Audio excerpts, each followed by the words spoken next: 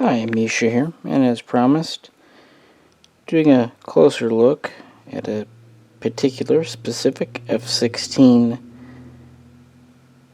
Fighting Falcon, or Viper variant. Yeah, I almost couldn't say that. Viper variant. This is the Israeli Netz, which means hawk in Hebrew. This is an F-16A Block 10, so a very early variant, and that's because Israel was a very early, not just adopter, but user of this plane. In fact, most of this plane's firsts were with the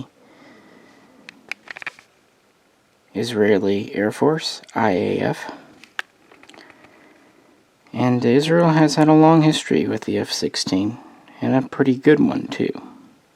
Well, if you want to know more about the general specs and performance and production, check out my original video. This is just going to be on this plane and its history. Also, I do have a video on the Mirage 3 and the Israeli copy of it. Actually, there's a couple. There's the Nesher and Kafir. But by the late 70s, Israel was needing new modern fighters to combat MiG-21s and MiG-23s that were coming online by the Arab allies. And they did acquire some F-15 Eagles in 1977, but these were very expensive. A short time later, the F-16 was coming into U.S. Air Force service, and representatives of the Israeli government and Israeli Air Force saw, and some pilots even got to fly with, some F-16s in 1978, and they were suitably impressed. They thought it did not have the range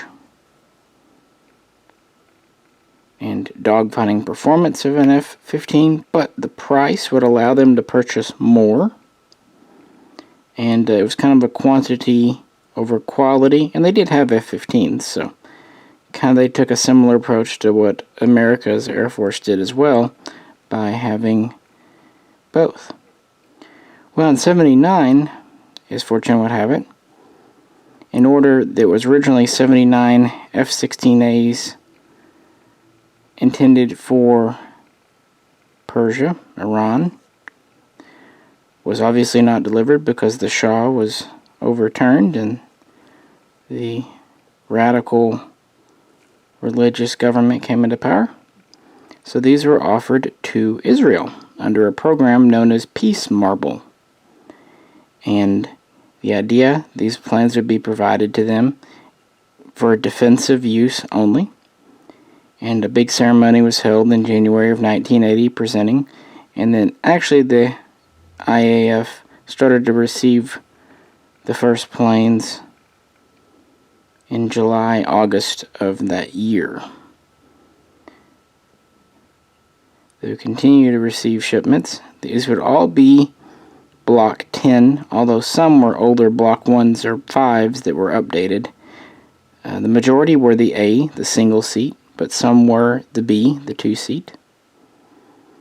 They had a few customizations for Israel. For example, flare and chaff dispensers were added for countermeasures. And they were updated to use some ordnance that Israel had in inventory. So yeah, fast forward 1981. Deliveries are going on. They have about 50 in service at this time. And then on April 28th, not just the first Israeli F-16, but any F-16 in the world had the first shoot down. An Israeli plane shot down a Syrian Mi-8 helicopter. And then the same day, a second F-16 shot down a second Mi-8, so 2 in one day. The first true air-to-air victory, fighter versus fighter, mano a mano, what happened a short time later on July 14th, when an Israeli F-16 would shoot down a Syrian MiG-21.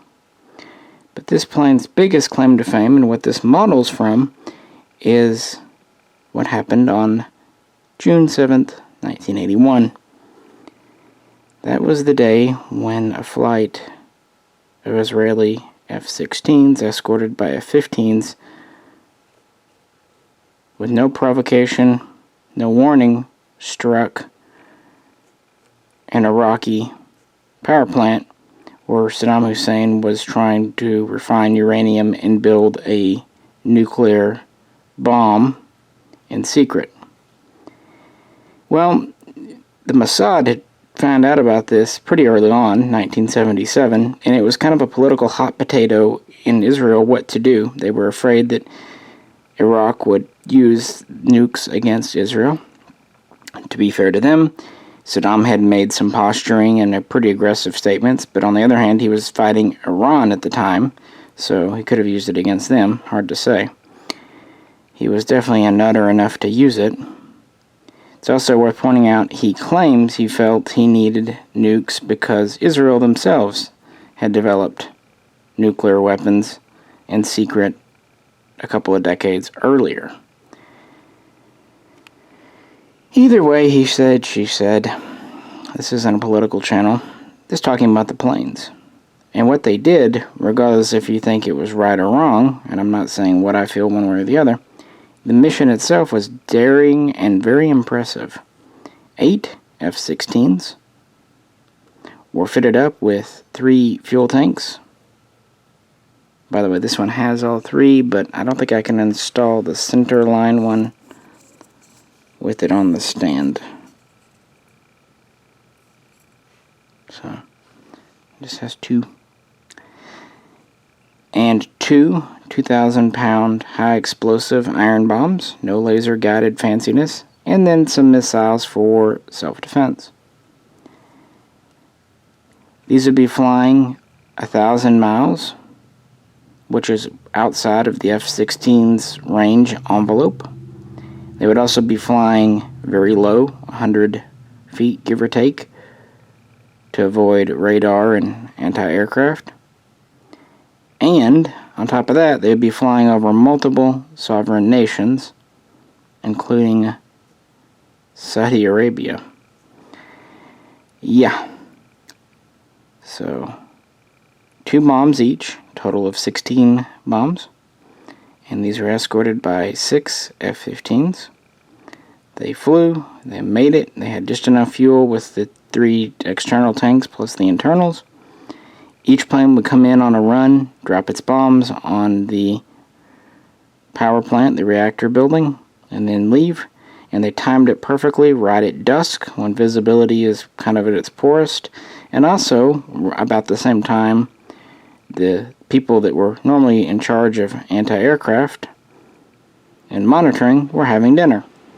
So they actually attacked and did heavy damage to the plant, killing 8 people, including a French national who was there as an advisor, and returned home that evening, that night. And not a single plane out of the 14 was lost. This had quite a few results. For one thing, Saddam Hussein's nuclear program was derailed, as it turns out, forever. Instead, he ended up using chemical weapons against Iran.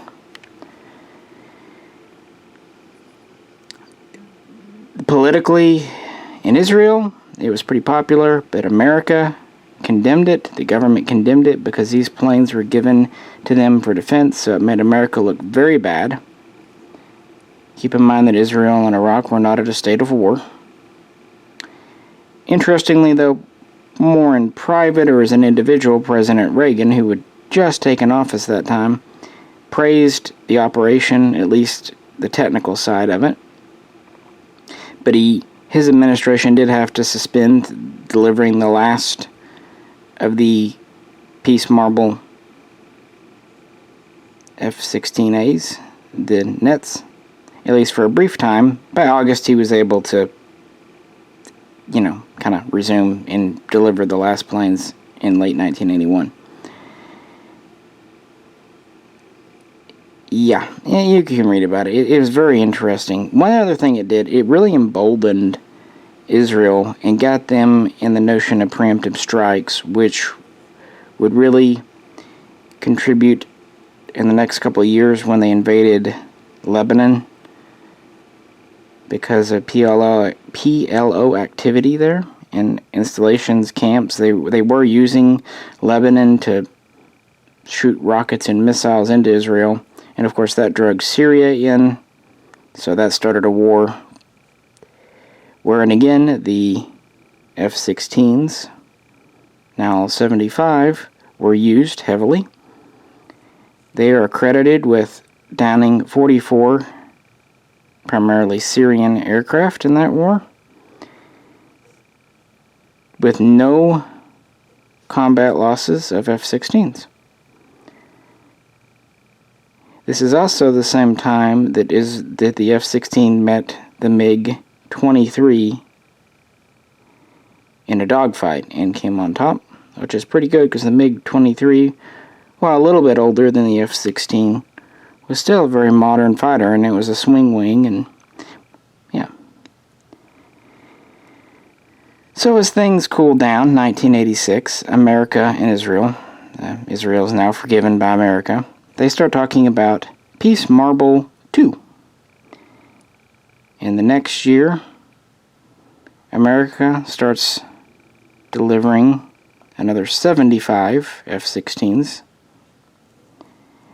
These are newer. These are Model Cs and Model Ds, Block 30. Most of them are the Cs, about 50, with the balance being Ds. The first C is delivered at the end of summer 87, and the first D delivered at the end of the year. And then the balance were delivered in 1988. These would be called the Barrack, and had many updates, as I said, a newer engine, modern computers, compatibility with a wider range of weapons. And from that point, they would immediately use them again. In 1988, that just from America, Barracks would be used to attack and destroy terrorist camps, stores, missile installations, what have you, terrorist stuff. So they saw combat then. And at the same time, Israel had been working on an indigenous fighter program to kind of replace the Kafir. Well, this was canceled in 1988, which led the talks for Peace Marble III. This would result in another order of F-16C and Ds. It was 30 of each, so 60 planes total. These would be known as Barrack II, because these would be Block 40, so an updated version. So they gave them a new name just to not have confusion. And these would be delivered between 1991 and 1993. Keeping on, then we had Peace Marble IV. Because Israel did not intervene in the 1991 Gulf War, even though they were being attacked by Iraq with Scud missiles, essentially they were given a cookie. America awarded them with 50 U.S. Air Force surplus F-16As and a few Bs, so a total of 50 batch. And these were pretty old. These were Block 1, Block 5, some Block 10s. So older planes. But since they were already constructed, all they had to do was flight test them, do any minor repairs, and these were delivered in 1994 pretty quickly. And this brought the total number of early F-16As single seat and F-16Bs two seat that the IAF had received up to 125. So a pretty big user. In fact, Israel was the biggest user of the F-16 outside of the USA, I believe. They would also themselves begin an upgrade program in 1992 for older Block 10 planes, essentially transforming them into F-16 CDs. Oh, by the way, the second batch of ABs were known as Netz 2. Anyway, they would upgrade the wing, they would upgrade the avionics, they would give it a new computer, new software. But the only thing that would still not quite be up to spec for C or D would be the engine. It still had the original Pratt & Whitney from the original A. So that program commenced in the 1990s, and they would continue flying them. I'm not going to get into Peace Marble 5 too much in this video, but just know it happened. Talks for it began in 1996, and it actually led to a very large purchase for Lockheed Martin, where they acquired about $4.5 billion worth of F-16D Block 52s, and that were customized for Israeli specs, known as the F-16I. But that's a story for another day. In the end, Israel has had over 360 F-16s in service, and the majority of the plane's global kills are attributed to Israeli pilots. I believe out of like 67, give or take, 47 are from the IAF. So, yeah, they definitely made use out of it.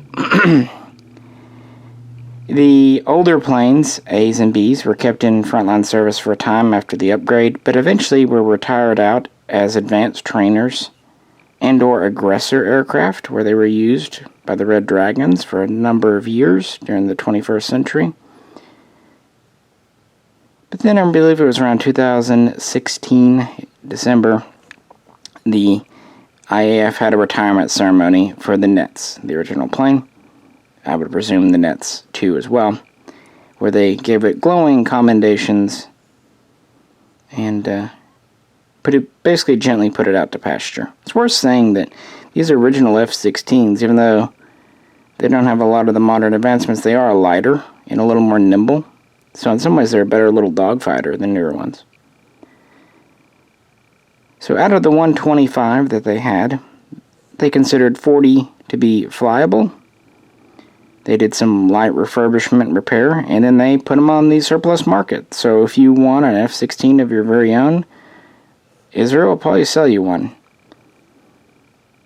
They even have talked about offering to upgrade things like the radar to sweeten the pot if necessary. And there you have it. This model is very similar to the Jordanian you saw in my first video, which was a Block 20. The biggest difference between it and this one is actually, you can tell on the tail, and of course the paint scheme. I mostly have this one because I just think the story behind the Reactor raid is interesting. Sometimes I just get a model for kind of historical significance, and this certainly is.